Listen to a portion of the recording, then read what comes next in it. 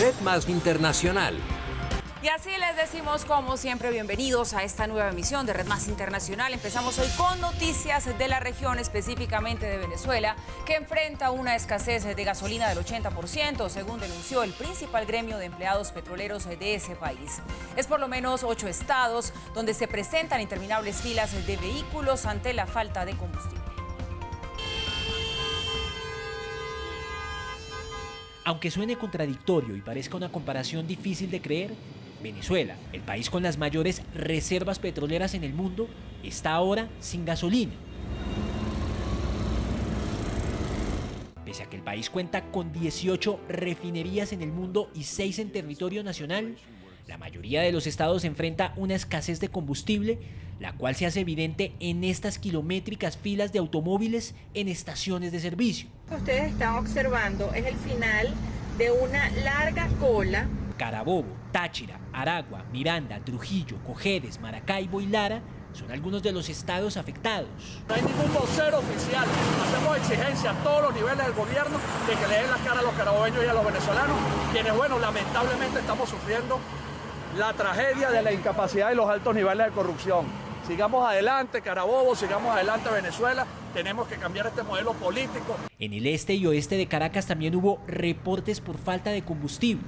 Iván Freites, secretario de la Federación Unitaria de Trabajadores Petroleros de Venezuela, denunció una escasez del 80% de gasolina en todo el país, mientras que el 70% de la que actualmente se produce no es terminada. La situación cada día se pone peor. No hay gasolina ni en Caracas ni en el interior del país. Están jugando con fuego y no son bomberos para apagar el incendio. También advirtió que a pesar de la crisis por falta de combustible, la estatal venezolana PDVSA le envió 100.000 barriles de crudo a Cuba. Pero además del sector petrolero, la salud en Venezuela también continúa en cuidados intensivos. La organización Prepara Familia reveló que 19 jóvenes murieron entre 2017 y 2018 en el servicio de nefrología del Hospital Infantil JM de los Ríos. Mientras que en Maracaibo, la falta de suministros para brindar una atención médica adecuada ha hecho que los enfermos tengan que ser transportados en ambulancias improvisadas jaladas por burros, como lo muestra este video que circula en las redes sociales. Pues Venezuela agudiza su crisis a la par que el próximo vicepresidente de Brasil anuncia que el gobierno de Jair Bolsonaro ejercerá una presión diplomática en contra del gobierno Maduro. Hamilton Mourão, general retirado del ejército brasileño, afirmó en una entrevista para un portal web de ese país que el gobierno de Jair Bolsonaro ejercerá una presión diplomática contra Venezuela y llamará a poner fin al antiamericanismo pueril en Sudamérica. El próximo vicepresidente brasileño explicó que la administración de Bolsonaro, que comenzará el 1 de enero de 2019, no debe aplicar sanciones comerciales, sino ejercer presión diplomática para que en Venezuela se puedan llevar a cabo elecciones normales. El hombre que acompañó al ultraderechista como fórmula vicepresidencial durante la contienda electoral en la que vencieron al candidato de izquierda Fernando Haddad, también dijo que la Unión de Naciones Suramericanas UNASUR, fundada en 2008 por iniciativa de Brasil y Venezuela, es una institución moribunda y prácticamente en quiebra. Dijo que dicha entidad creada bajo los gobiernos de los entonces presidentes de izquierda Luis Ignacio Lula da Silva y Hugo Chávez es movida por un antiamericanismo pueril que no aporta nada. El pronunciamiento de Mourão ocurre luego de que el 29 de octubre de este año, un día después de ganar la segunda vuelta presidencial, Bolsonaro descartara su apoyo a una intervención militar en Venezuela. Y entre tanto, la Agencia de Naciones Unidas para los Refugiados anunció que reforzará la presencia en la frontera de Colombia, Ecuador y Perú ante el incremento de la migración venezolana. El Organismo de Naciones Unidas para los Refugiados reforzó su presencia en puntos estratégicos de la frontera entre Perú y Ecuador y entre Ecuador y Colombia, debido al aumento en la llegada de venezolanos en los últimos días a territorio inca. El arribo masivo de venezolanos a Perú se debió a que el 31 de octubre se les venció el plazo de entrada para luego poder tramitar el permiso temporal de permanencia, un documento que les permite trabajar y tener acceso a servicios educativos y sanitarios en el país. Según las autoridades migratorias peruanas, solo ese día más de 6.700 venezolanos ingresaron a través de su principal puerto de control fronterizo con Ecuador en el departamento de Tumbes. Esa cifra triplicó los niveles de entradas diarias registradas la semana anterior, por lo que ACNUR decidió destinar personal adicional a Tumbes para trabajar en las áreas de protección, identificación y asistencia de personas con necesidades específicas como enfermos o discapacitados. En Ecuador también aumentó la entrada de venezolanos a través de los puestos fronterizos de Rumichaca y San Miguel, por los cuales cruzaron unos 97.500 ciudadanos del país gobernado por Nicolás Maduro durante octubre, lo que llevó a ACNUR a aumentar su ayuda en la distribución de alimentos para los casos más vulnerables. Y hablamos ahora de Estados Unidos, que sigue mostrando buenos resultados en materia económica. La tasa de empleo es de 3.7% y se generaron 250.000 puestos de trabajo en octubre, una cifra superior a la esperada por los analistas. El dinamismo del mercado y la economía de Estados Unidos se muestra con la generación de 250.000 nuevos puestos de trabajo en octubre. Superan 130.000 a los registrados en septiembre de acuerdo con las cifras del gobierno. Estos datos están por encima de todas las proyecciones de los analistas, en un momento en que los reportes indican que hay más personas en disposición de trabajar. La tasa de desempleo se ubica en Estados Unidos en 3,7% y de acuerdo con reportes históricos es la más baja en 49 años. Los sectores donde más se genera empleo son salud, manufactura, construcción, transporte y almacenaje. La prensa especializada señala que a la par con la creación de esos empleos, los salarios crecen en 3 décimas si se miran en términos anuales, con una tasa de 3,1%. Esos mismos reportes indican que la fortaleza que se reporta en el mercado laboral reduce cualquier duda sobre una leve desaceleración en la economía. De la misma manera hace pensar que la Reserva Federal mantendrá su política de aumentos en las tasas de interés y se espera un nuevo incremento este año. La prensa especializada señala también que los inversionistas están muy pendientes frente a un posible rebote de la inflación. Este es el mes número 97 en que el empleo crece de manera consecutiva en Estados Unidos, la racha más extensa desde que se realiza este análisis. Estos resultados se conocen justo antes de que se lleven a cabo las elecciones parlamentarias. Hay un informe preocupante para el país. El 93% de la cocaína que se incauta en los Estados Unidos es colombiana. Así lo revela la Administración para el Control de Drogas de Estados Unidos. El informe de la DEA explica que el 93% de la droga que se incauta en Estados Unidos proviene de Colombia, siendo el mayor proveedor de droga de Estados Unidos. Perú es el segundo con el 4% y el 3% de origen desconocido, poniendo en alerta a la administración Trump sobre un posible crecimiento de cultivos ilícitos en el país. Además, que por este motivo aumentaron las muertes por sobredosis en Estados Unidos, superando cifras de 2007. Revela también que la mayoría de organizaciones de crimen transnacional de Colombia le venden a los carteles mexicanos. El informe también especifica que el precio de la cocaína que llega de Colombia pasó de $139 el gramo a $160 y que regiones como Atlanta, Houston, Miami, New Jersey, Nueva York, Filadelfia y Washington tienen una mayor oferta. Según cifras preliminares, alrededor de 72.000 personas murieron en Estados Unidos el año pasado por sobredosis relacionadas a opioides en todo el país, que siguen siendo la mayor amenaza de drogas en la nación americana. Sin embargo, a los funcionarios federales les preocupa las metanfetaminas y la cocaína, que en este momento van en aumento. Estamos de regreso aquí en Red Más Internacional y volvemos a esta hora con noticias de los Estados Unidos, porque muy a su estilo el presidente Donald Trump anunció nuevas sanciones a Irán. Esta vez lo hizo como si se tratara de la exitosa serie Juego de Tronos. Apeló a letras góticas acompañadas con su imagen para dar a conocer este anuncio.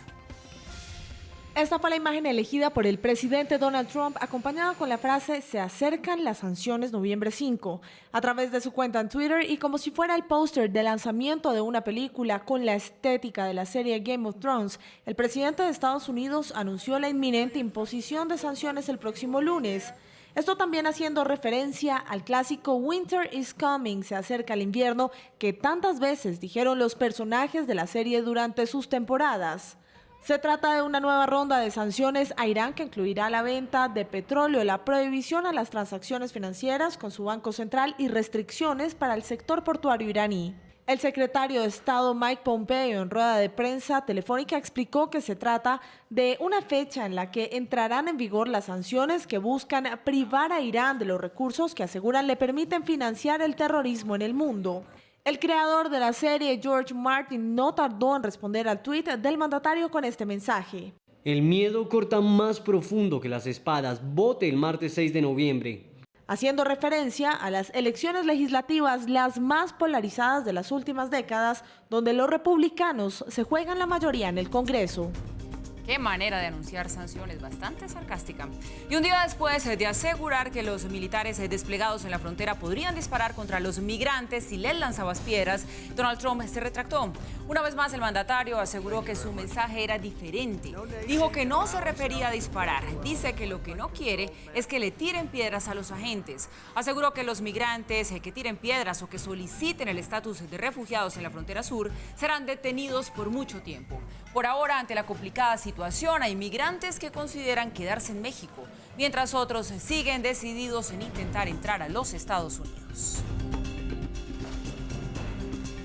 Tennessee volvió a usar la silla eléctrica para ejecutar a un preso, y es que fue el mismo reo quien eligió recibir una descarga eléctrica durante 35 segundos y no la inyección letal que podría demorarse varios minutos en matar.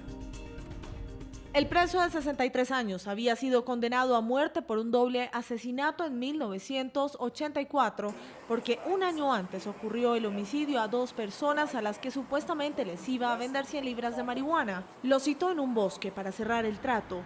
Después les disparó y les cortó la garganta para después robarse el carro de las víctimas y la plata que tenían para comprar la droga. A los 63 años fue declarado muerto después de recibir 2 descargas eléctricas en la institución de máxima seguridad en Nashville. Le preguntaron si tenía alguna última palabra y él dijo, vamos a rockear. Él sonrió, estaba hablando claramente con su abogado. Se están comunicando, mirándose uno al otro. Dio una palmada 3 veces y esperó nerviosamente. Luego le pusieron la esponja en la cabeza y el casco. Le cubrieron la cara. La primera descarga de 1750 voltios duró 20 segundos. La segunda, con el mismo voltaje, duró 15 segundos antes de ser declarado muerto. A las 7:16 ocurrió la primera sacudida. Podías ver su cuerpo claramente sacudiéndose hacia arriba. Cuando la sacudida terminó, su cuerpo se desplomó. Una y otra vez. Llegó la segunda sacudida. Su cuerpo se subió incluso más alto esta vez y luego se sentó. Desde el año 2013 no se llevaba una ejecución con silla eléctrica en Estados Unidos y en Tennessee desde 2007. Para él era muy importante que hoy no fuera un día de tristeza para nosotros. Quería tener un humor ligero. Estaba en un estado de ánimo ligero cada vez que se le veía. Cada vez que hablábamos con él tuvimos una discusión sobre qué era lo último que quería ver. Y me dijo que lo último que quería ver era a mí sonriendo. Y por eso lo intenté con todas mis fuerzas. Y entendimos, si ponía mi mano en mi corazón, eso quería decir que lo llevaba en mi corazón. Inicialmente la ejecución estaba programada para el 11 de octubre, pero fue cambiada la fecha porque el preso prefería recibir las descargas y morir en 35 segundos con una silla eléctrica y no agonizar por varios minutos si lo hacía con la inyección letal. Discusión mortal en China y que sirva de lección. La pelea entre el conductor de un bus con una pasajera terminó con 15 víctimas mortales. El vehículo cayó por un puente cuando el conductor perdió el control después de forcejear con la mujer que le reclamaba por haberse pasado su parada. Una pelea entre un conductor de autobús y una pasajera causó un accidente trágico en un puente en China. La policía local informó el viernes que la mujer involucrada en la pelea, ocurrida el domingo, pidió que la dejaran salir después de perderse su parada. Cuando el conductor se negó, ambos comenzaron a gritar e intercambiaron golpes. El hombre giró repentinamente el volante y pasó al otro carril, golpeando un automóvil antes de caer al río Yangtze en el suroeste del país. Un total de 15 personas iban a bordo del autobús. Para encontrar los restos en el agua, los equipos de búsqueda y rescate enviaron más de 70 botes, así como un equipo de buzos y robots submarinos. Ya estamos de regreso. Gracias por continuar con nosotros aquí en Red Más Internacional. El Zócalo de la Ciudad de México es el escenario de varias ofrendas de Día de Muertos que hacen homenaje a los inmigrantes y a las víctimas de la masacre estudiantil de 1968. Una gigantesca ofrenda de Día de Muertos en el Zócalo de Ciudad de México rinde tributo a los migrantes de todo el mundo en momentos en que el tema está en el centro del debate en el país. La ofrenda este año está dedicada a los migrantes del mundo. Entonces, en esta instalación está representado por diferentes razas y religiones caracterizados de catrinas que caminan por los 9 senderos que llevan al inframundo en la mitología azteca. En las últimas semanas, México ha visto un flujo migratorio sin precedentes en su frontera sur, con caravanas de centroamericanos que buscan llegar a Estados Unidos. El fenómeno ha dividido a los mexicanos entre quienes apoyan el paso de los migrantes y quienes se oponen a que entren al país. Al final todos migramos, al final todos vamos de un lugar para otro y bueno, México, que siempre ha sido un pueblo que cobija a todas las personas, es muy bueno, la verdad. México celebra el 1 y 2 de noviembre el Día de Muertos, fechas en las que se cree que las almas de los difuntos visitan a los vivos guiados por los elementos de las ofrendas. Y en materia de deporte sí que hay noticias. El cuádruple campeón del Tour de Francia, Christopher Froome, está en Colombia. El ciclista británico llegó al país como invitado especial para el Giro de Rigo, una competencia para aficionados cuyo anfitrión es justamente Rigoberto Urán. Nadie quiso dejar pasar una foto con el ciclista más famoso de la última década, que además tiene una opinión sobre los paisas. Ha sido increíble, de verdad.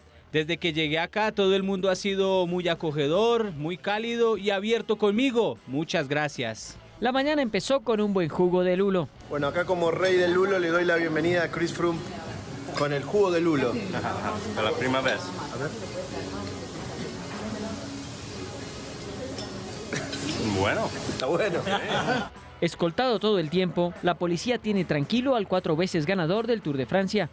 Felicitaciones al Policía Nacional son 127 años. Incluso ha tenido tiempo para hablar de fútbol. Junior es tu papá. Y Rigo se montó en la bicicleta de Red Más. Bueno, le envío un saludo muy especial a Red Más. Acá estamos con nuestro amigo Chris Froome. ¿Qué tal Medellín? Bien. Sí, ve, lindo, hermoso. Sí, muy lindo. Tiene una belleza. Les mando un saludo muy especial. Estoy chavito, pues. Qué buen saludo, qué alegría recibirlo y pues hay que decir que Froome nos tiene a todos matados porque se ve que es una persona bastante cálida. Pero bueno, en este viernes también tenemos para ustedes noticias curiosas. Un cementerio en Perú es una auténtica ciudadela habitada por muertos y es que las lápidas son réplicas de los principales monumentos del mundo. Ninacaca es uno de los 13 distritos que conforman la provincia peruana de Pasco. Estos días, cientos de personas concurren al Campo Santo para visitar a sus seres queridos fallecidos y rendirles homenajes con rituales propios de la región. Pero desde hace aproximadamente 20 años, el cementerio se ha convertido en un atractivo turístico por las curiosas lápidas, réplicas de los principales monumentos del mundo. Las esculturas, cuyas fotografías fueron divulgadas este fin de semana por el diario El Comercio de Perú, le dan al lugar un aspecto muy original. A simple vista, luce como toda una ciudad.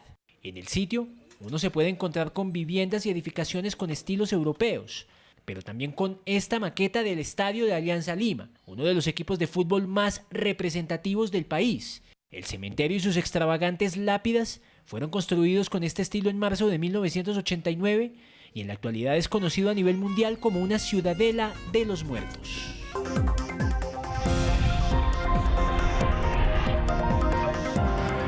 Bien, repasamos a esta hora antes del cierre varias de las noticias importantes que nos deja este día. Venezuela enfrenta una escasez de gasolina del 80%, según denunció el principal gremio de empleados petroleros del país. En por lo menos 8 estados se presentaron interminables filas de vehículos ante la falta de combustible. Aunque suene contradictorio y parezca una comparación difícil de creer, Venezuela, el país con las mayores reservas petroleras en el mundo, está ahora sin gasolina. Pese a que el país cuenta con 18 refinerías en el mundo y 6 en territorio nacional, la mayoría de los estados enfrenta una escasez de combustible, la cual se hace evidente en estas kilométricas filas de automóviles en estaciones de servicio. Lo que ustedes están observando es el final de una larga cola. Carabobo, Táchira, Aragua, Miranda, Trujillo, Cojedes, Maracaibo y Lara son algunos de los estados afectados. No hay ningún vocero oficial. Hacemos exigencia a todos los niveles del gobierno de que le den la cara a los carabobeños y a los venezolanos, quienes, bueno, lamentablemente estamos sufriendo la tragedia de la incapacidad y los altos niveles de corrupción.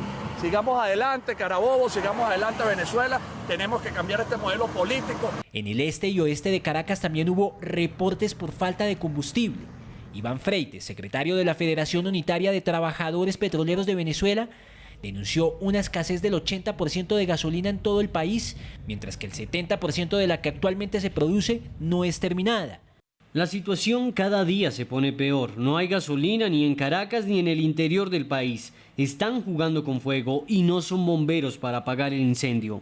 También advirtió que a pesar de la crisis por falta de combustible, la estatal venezolana PDVSA le envió 100.000 barriles de crudo a Cuba. Pero además del sector petrolero, la salud en Venezuela también continúa en cuidados intensivos.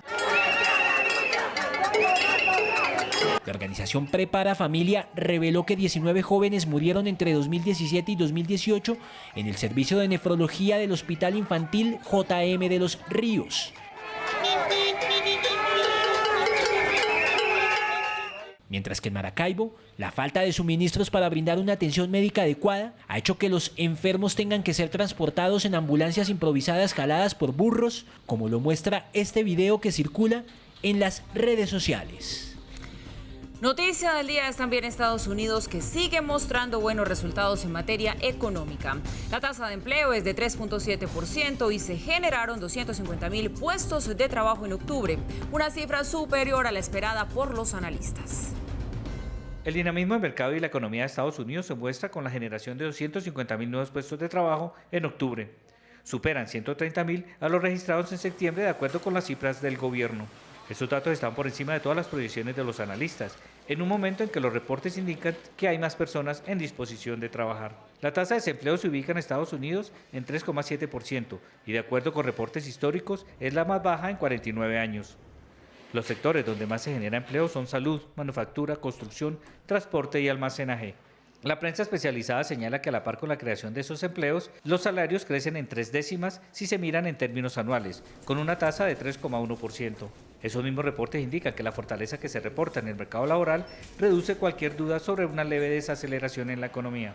De la misma manera, hace pensar que la Reserva Federal mantendrá su política de aumentos en las tasas de interés y se espera un nuevo incremento este año.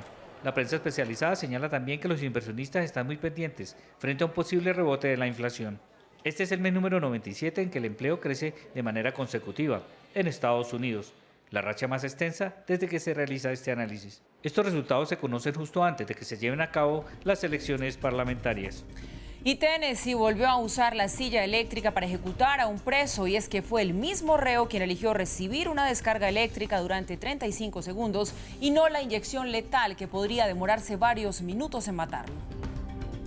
El preso de 63 años había sido condenado a muerte por un doble asesinato en 1984, porque un año antes ocurrió el homicidio a 2 personas a las que supuestamente les iba a vender 100 libras de marihuana. Los citó en un bosque para cerrar el trato, después les disparó y les cortó la garganta para después robarse el carro de las víctimas y la plata que tenían para comprar la droga.